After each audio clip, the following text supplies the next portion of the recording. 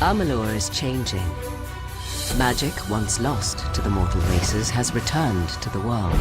This is the age of Arcana. Order is giving way to chaos and destruction, and the Fate Weavers know that there are none in this world fated to save it. But hope lies in one who has already died, a hero who will embark on a quest to reshape the fate of the world. The legend begins in the Well of Souls, when gnomish scholar Fomerus Hughes finally succeeds in his attempts to restore life to the dead. The pursuit of immortality. You're the only proof of what we've achieved here. The hero's search for answers leads to the Fate Weaver Agarth, who sets the hero on a treacherous journey to discover the truth. Fate's weave is always hard to see, but your path is yours to determine. Along the path to find truth and meaning, the hero will encounter a number of factions that want to enlist the aid of the Fateless One. The hero may find it advantageous to join one or more of these factions, for they each possess unique knowledge that will help him on his journey. On the surface, the Travelers are a free-roaming society of entertainers and nomads living a carefree existence on the open road. Ain't no worries in Star Camp. Travelers are the way life should be for a bloke in these lands. However, they are from a lineage of the finest thieves that ever walked Amalur, and becoming one of the Travelers allows the hero to buy and sell stolen goods, as well as delve into the fine arts of stealth, crime, and subterfuge. I can part with the daggers for half of what I was asking. I'd rather not get on the bad side of the Travelers. The Scholia Arcana was formed generations ago. It has since become the central university for all mortals who wish to study the practice of magic. We have a responsibility to know what these forces are, so that we may better control it. A student who shows sufficient talent is granted access to the libraries of the Scholia Arcana, where they may study the arts of sagecraft, dispelling, and alchemy. My suspicions regarding your potential were well-founded.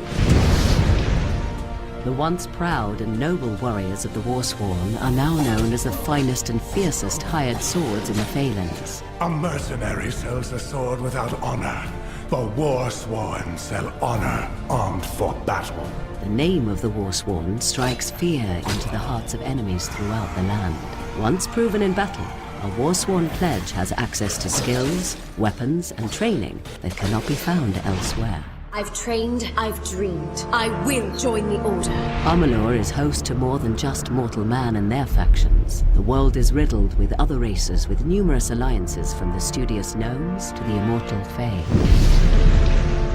Long ago, the Fae split into two courts, each with many houses. In the Summer Court, the House of Ballads is the keeper of songs and lore. The house ensures those defining tales are never forgotten. In these dark times, a hero is needed to relive the tales of old and continue the song. Meanwhile, in the Winter Court's House of Sorrows, few follow the old ways, and for the first time in living memory, the House of Sorrows will welcome an outsider into their ranks. It is not a simple task I ask of you. We need someone who understands that. But even the immortal Fae are helpless against the forces that are rising in Amalur. A twisted new sect from within the Winter Court, the Tuatha.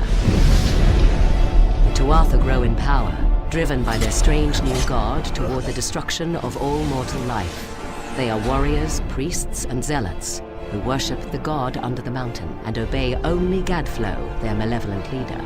For the first time in the history of the world, Fae have marched to war against the young races, and after a long decade of conflict, it seems that the Tuatha will emerge victorious. The rise of magic has upset the balance in Amalur, and the world teeters on the brink of chaos. Death has freed the hero from the bounds of fate, but there is a treacherous journey ahead for the Fateless One. With divided factions and warrior insurgents with their own agendas, the escalation of pure evil in the war-torn land will challenge and ultimately shape the hero's destiny.